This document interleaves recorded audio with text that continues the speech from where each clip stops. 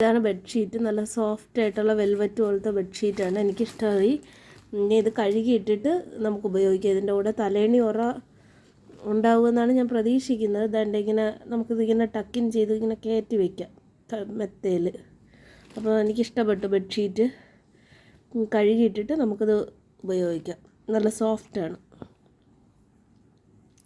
ഇത് 550 രൂപയാണ്. സോഫ്റ്റ് നോക്കി വാങ്ങിച്ചതാണ്. ഏകദേശം 600-നകത്തായി.